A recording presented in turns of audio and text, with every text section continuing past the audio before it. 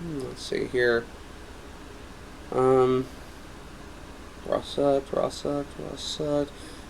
Why can't they do better? Why can't they do better? They should retire. This sucks. Fire Kevin Dunn.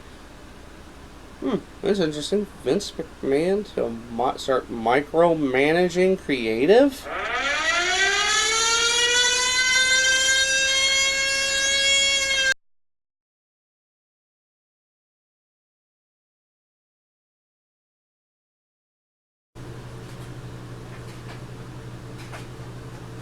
You ever sit there and think to yourself why they do what they do in WWE?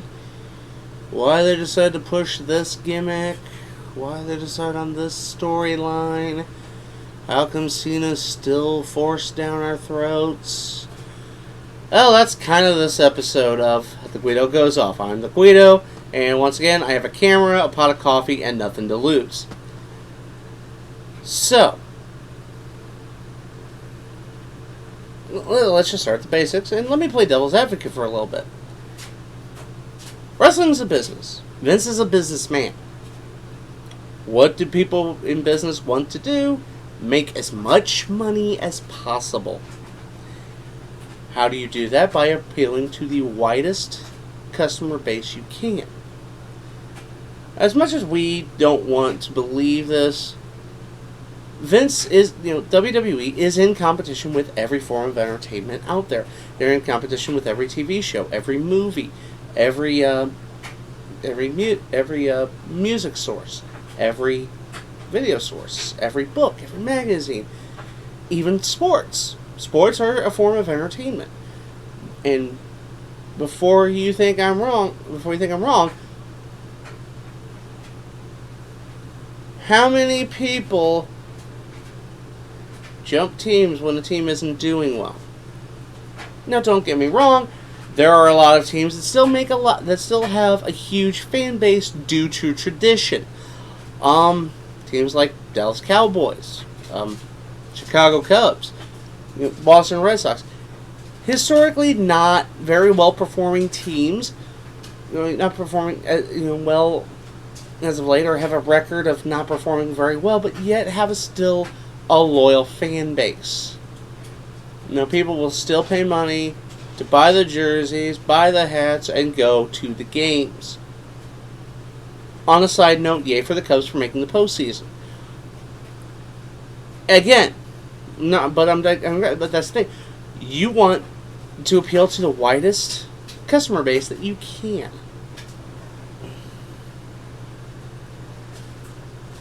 Because you are competing for people's entertainment dollar. And that's the thing. We spend billions on entertainment. I mean, after food, clothing, transportation, wishful thinking, shelter, communication, entertainment is one of our largest expenditures. We pay for something to take us away from our daily lives. Because not all of us are happy all the time. And honestly, if you're happy all the time, you should seek professional help. No one is happy all the time. Happiness comes in small doses. Don't believe me? Never mind. No. Happiness comes in small doses. Chocolate chip cookie. Or beverage if you're so inclined. And some other things if you're so inclined. And a 30-minute to 1 hour TV show or movie, a victory by your favorite team, your song comes on the radio, all these little bits of happiness.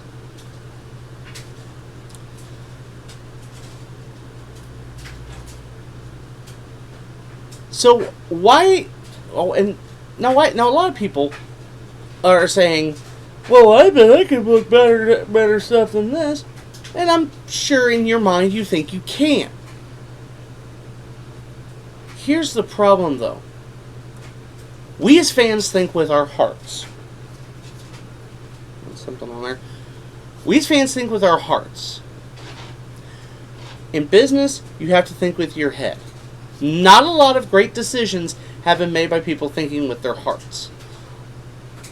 Okay, now. I'm not saying every decision made with your heart is bad. Like for those of you in wonderful relationships, that was a decision made with your heart, and it's been wonderful for you, and hopefully your partner as well. I'm just saying that your heart and in some other case and other places making decisions for you doesn't necessarily make the best decision. Those decisions are made with emotion. Those decisions are made with instinct and gut reaction. Now, a decision made with your head, those things do weigh in, but you also have the facts. You also have, the information. And that's why you need a businessman to make business decisions in a business, because they're thinking with their head, not with their heart. Secondly, every decision Vince makes, as far as the WWE is concerned, now chicken or fish on the airplane, that's totally different. But every decision Vince makes with WWE has a large amount of money riding on it. In some cases, millions of dollars. Not to mention the lives and livelihoods of many employees. 2 years ago, we all know of all the cutbacks that WWE had to do. Simply to stay competitive. To, whether it be reducing talent, reducing workforce, reducing, production value. Cutting out on pyro, having a constantly revolving set, not making such elaborate sets for pay-per-views. You do what you need to do as a businessman. You do what you need to do to maximize your profits. And also, Vince has to answer to sponsors. Vince has to answer to stockholders. Vince has to answer to these partnerships with these organizations for programs like the Be a Star program. And distributors for the movies, other media outlets like NBC Universal.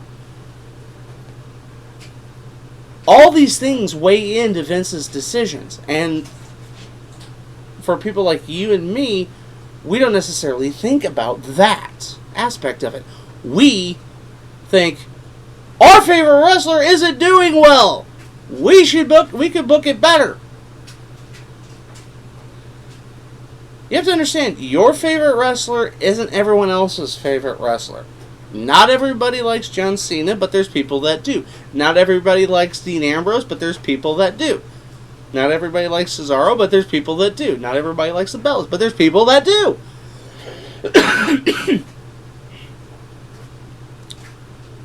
And that's the thing. As a, in an attempt to continue to satisfy your current customer base, in addition to building your customer base, which almost every business thrives on, so you have to appeal to as many people as you can. Restaurants try to do this. Restaurants have any business. Let's say, for example, a restaurant. When I was a manager at a restaurant, I became familiar with a term called the veto vote. It's essentially that if you have a group of people and and they all want to go to this one place, well, sometimes, more than likely, you'll have that one person that doesn't like that place. And so they end up going somewhere else, taking business away from one restaurant, taking it in favor of another. And that's why, in any business, in restaurants, you appeal to as big a group as you can. Let's say, and one of the biggest groups, and more often than not, is families. Let's say you have dad, you have mom, you have a couple kids, little Billy and little Sally, or whatever you want to call them. in most cases, that's the one that makes the money. Mom takes care of the house. Mom's head of the household. Yeah, keeping everything neat and tidy, cooking. And the kids are being kids. There's no need to let them grow up too fast. Life's gonna suck enough as it is. We don't need it sucking all the time. So, they want to go out to eat. Why? Mom doesn't feel like cooking. So, Mom doesn't feel like cooking. She wants to go out. You go out. Now, Dad usually is the breadwinner, makes all the money. He wants something that's a good value. Basically, he doesn't want to pay a fortune for a meal. And the kids, of course, they want something that tastes good. That's why almost every restaurant has a kids menu. Because have you ever tried to get a kid to eat eggplant parmigiana? It doesn't happen. Kids want something they can hold. You need something that's easy to hold for kids that tastes great. That's why you have the chicken nuggets. You have hot dogs and little burgers.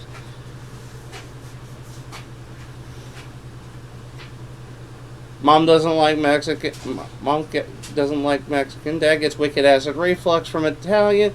The kids want something they can hold, so it's usually, fuck it, let's go to McDonald's. Not exactly the greatest slogan, and probably why McDonald's doesn't have it as theirs. There's certain things you can say on TV, and what I just said is one of them. So let's take that same family dynamic. Now, family time is important, and everyone wants to get around the TV and watch something that everybody can get into. Dad's a guy. Dad, and we as guys, well, we want we want entertainment with action. We want violence. We want explosions. We want one guy punching another guy right in the face. If we can get all of that, we're there, dude. Because if that wasn't the case, Arnold Schwarzenegger would never have a career outside of Jingle All the Way. I just said that. Now, Mom, Mom wants, I want something that, that's something driven, but Mom wants something a little easy on the eyes, If I'm gonna watch guys, I want them to be good looking. Fair enough. But Mom and Dad also want something for the kids. Something that helps instill morals and values, and maybe a hero that can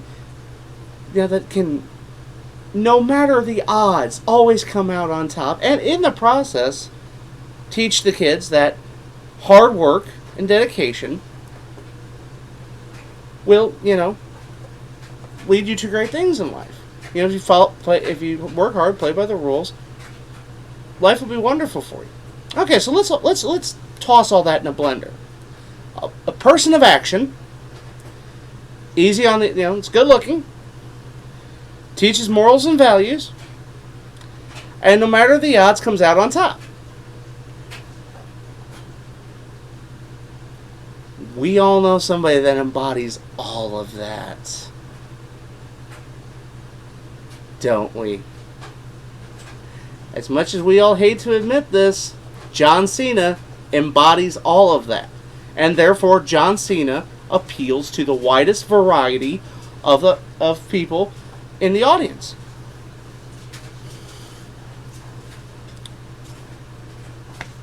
Sorry, it's true.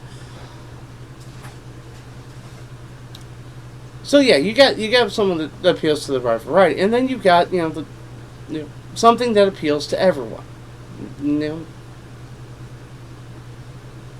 But it still doesn't change the fact that clearly things aren't going well. WWE isn't exactly rolling. I mean, the ratings have been slipping, constantly. We're talking like, Monday Night War era numbers. I think Raw was it last week was a 2.9, and that's fairly low. So people clearly are getting turned off by the current product. And it almost seems like there's no urge to change it. Couple reasons. One, this is a slow point in WWE's calendar. From SummerSlam to Royal Rumble, not a lot goes on. Not a lot of real developments. Now, you don't have new wrestlers coming in. That's usually right after WrestleMania, at the start of the calendar. You don't have, you're not building towards something big, like like Rumble or Mania. The Survivor Series used to be, a very big show, but it's not like it used to be. I mean, if you look at the top 4 WWE shows, it's pretty much the lowest one.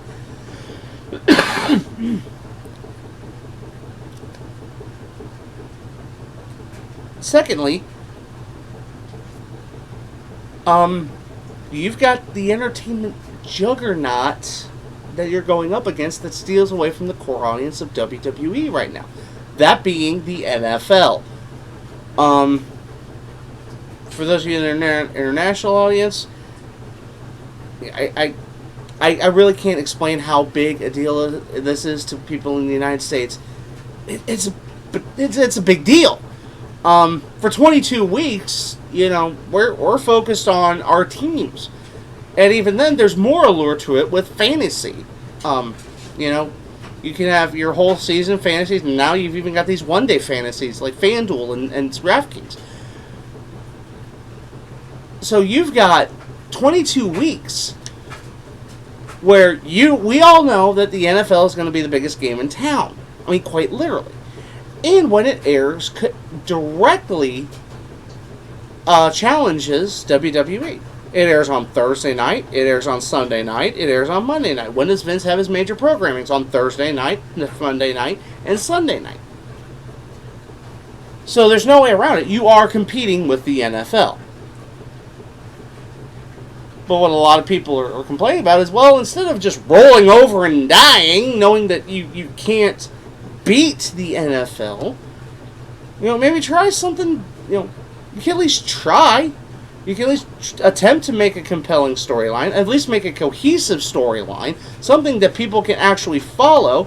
Quit dropping the ball on various things. Quit dropping the ball on storylines. Quit, make, character cohesion would be nice.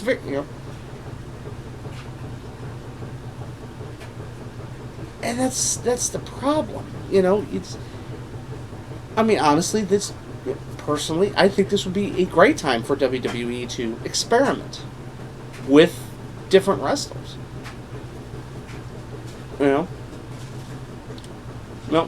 Clearly Ambrose has a lot of fans. Clearly Cesaro has a lot of fans. Let's test the waters with them.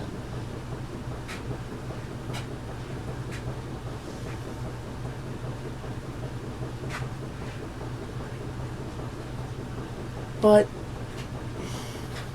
the complaining, it just...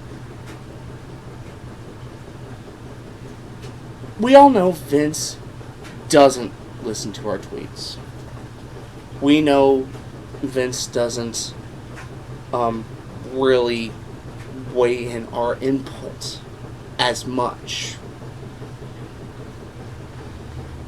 And Vince has flat out said, people will bitch and moan, but they'll still tune in on Monday night.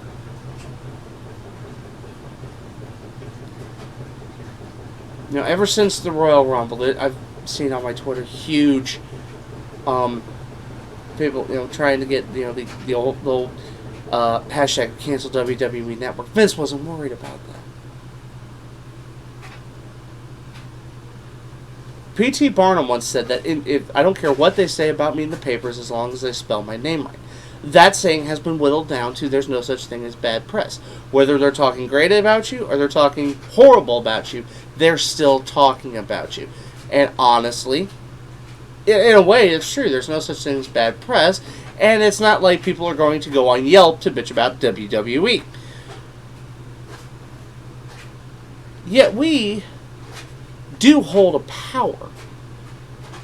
But it's not in the source a lot of fans think of. We hold our power with our remote control, but also with our money. Your entertainment dollar. You know, whether it's $1 or it's £1 or it's €1 or it's whatever. Businessman is a businessman. And every businessman does what Deep Throat instructed Woolworth and Bernstein to do.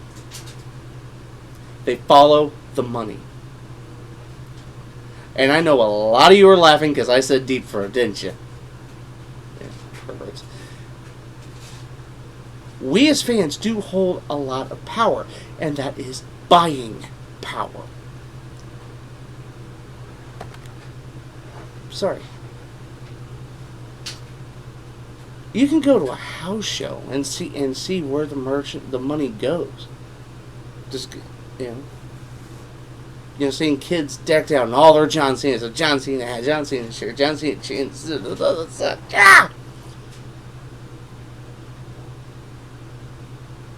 But we do have that power. We have that. We can speak more with $1 than we can with 140 characters on Twitter. And that. But until we use that power, it's meaningless. Vince, in a way, knows we're addicted to his product and can do it the way he wants to do it. Until we stop consuming it. And maybe that's the thing. Maybe we need to if we start speaking with our wallets instead of our phones, maybe he'll listen. I am the Guido. You have been warned.